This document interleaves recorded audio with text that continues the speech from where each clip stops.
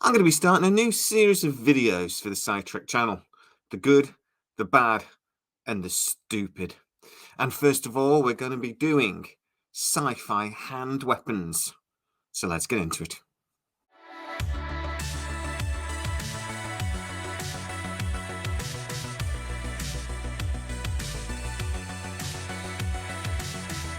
Before we get into it, I've got two honourable mentions. Two hand weapons that I adore, but that I couldn't quite get onto this list. The Particle Magnum, Ronan Dex's weapon in Stargate Atlantis. I just love that gun. I prefer this.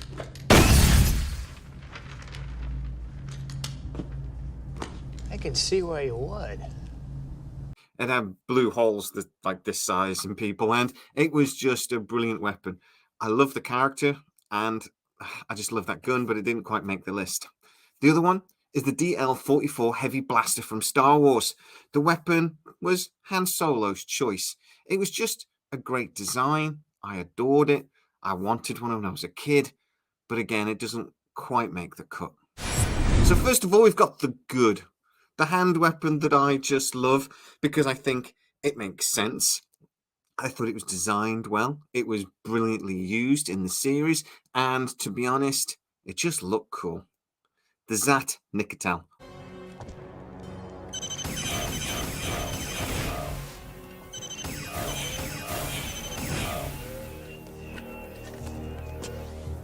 Or just the Zat, as O'Neill used to call it, because he, couldn't be bothered to pronounce that. This was a weapon that fired a kind of electrical charge. It was basically a very powerful stun gun. Now, it was kind of like an electrical energy in that if it hit metal or anything conductive, it would then travel along that surface. I love the sound it used to make. I love actually the way they used to pop up. It was like a safety mechanism, even though once or twice it was fired without it popping up. Continuity error. Oops. I kind of really like the way that you shoot once to stun and cause pain. You shoot twice, that would kill most people, not always. And then a third time would, disintegrate the person, even though we didn't get to see that very often. I like the way that they even thought about how the energy would kind of dissipate. So you could be shot once and stun you. And if you waited a bit, you could be shot once again and it would just stun you again. I think this was a weapon that was really thought through. It was a weapon that was powered by Naquadah, again, something the Goa'uld liked. It was a weapon that I could see the Goa'uld would create. And it is actually a very, very useful sidearm.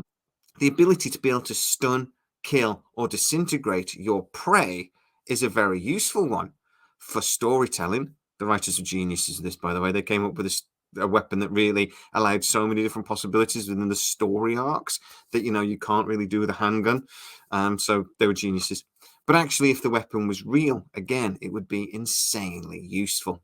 I refuse to carry a Zat. I will say this. Because they actually put it as a sidearm for us at certain points. And I refuse to because I thought it was the dumbest weapon ever invented by sci-fi.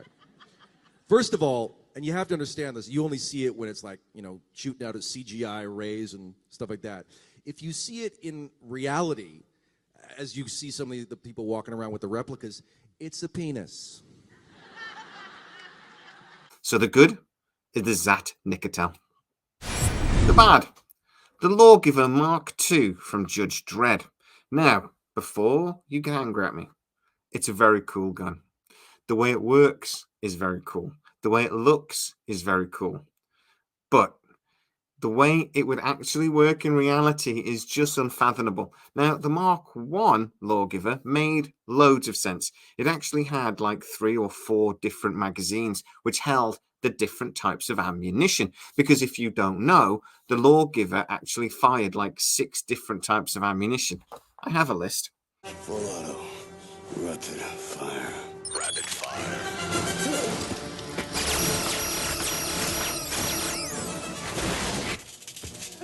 Armor piercing. It has the standard execution, which is just basically a bullet. It has armor piercing rounds. It has a ricochet round, which is like a titanium rubber that can like boing, boing, boing, and bounce and poof. Incendiary round, hot shot, which is a heat-seeking round, and it had gas rounds and had the option of grenades, but that was like you'd put in a different magazine and grenade and fire grenades. Unless the magazine that went into this weapon was designed by Time Lords, as in like it was a TARDIS basically, and it's bigger on the inside than it is on the outside, then the Mark II is just stupid. It's just a bad design.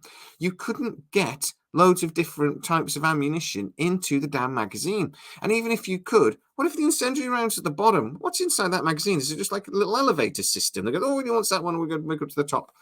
It's just a rubbish design for a handgun. It doesn't make any logical sense.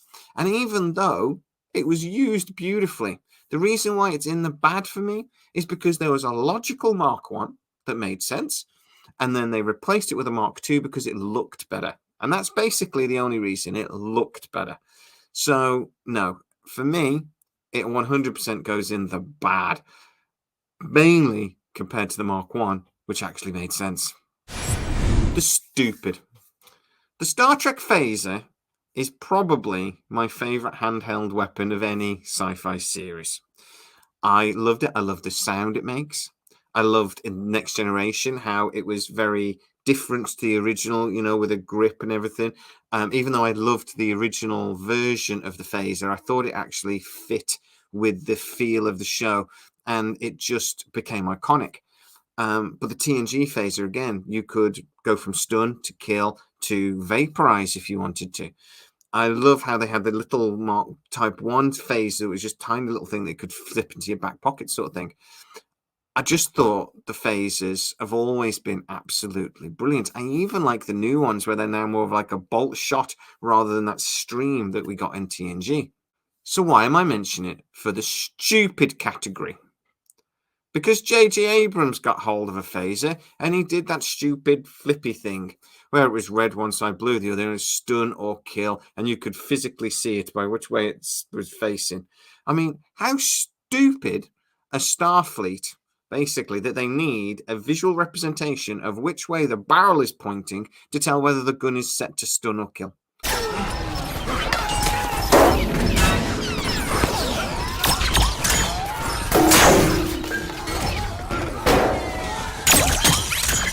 I mean, okay, the filmmakers did that because they wanted to do a toy.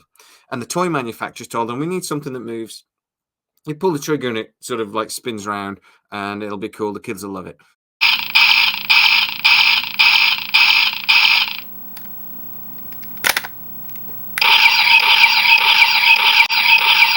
That's why they did it.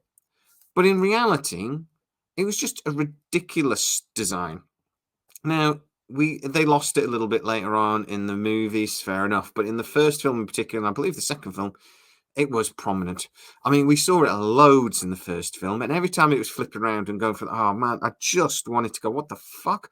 Now, I like the J.J. Abrams movies. They're action movies, they're fun, they're quite well made, and I love a lens flare. I'm being a bit sarcastic there, but you know, it's full of them. But I like most of the films. I just don't think of them as Star Trek.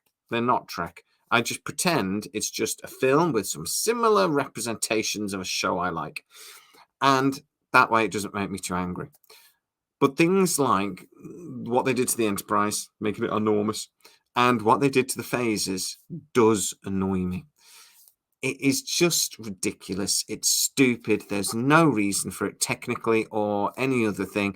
I mean, for me, it just creates one thing to break on the damn thing or to get stuck. Or to get stuck halfway around. What happens then? Is it shooting both ways? It's just idiotic. And that's my main problem with that gun. It's idiotic. So, yeah, the good, the Zat Nicotel. The bad, Judge Dredd Mark II Lawgiver. And the just stupid J.J. Abrams phaser. But guys, get to the comments and tell me what you think. What sci-fi weapons haven't I mentioned that you love? I'm thinking like Robocop's handgun and things like that. Get into the comments and tell me. I have to admit, one hand gun, whatever you want to call it, that really did nearly make this list was the noisy cricket from Men in Black. That weapon was just idiotic from beginning to end. But it was a film that was supposed to be a comedy. So it was supposed to be idiotic. So I couldn't really put it in the list. But what do you have? Get into the comments and tell me exactly what you think. If you are new to the channel, please like, subscribe, hit that bell notification. It really helps us out and you'll never miss any of our new videos. Also, you can go to patreon.com/Scitrek, where most of our new videos appear first. And for a small charge each month that you can really support the channel with, you get to see them without the adverts. You even get a free gift after 3 months. As always, guys, please stay safe, and I'll see you next time.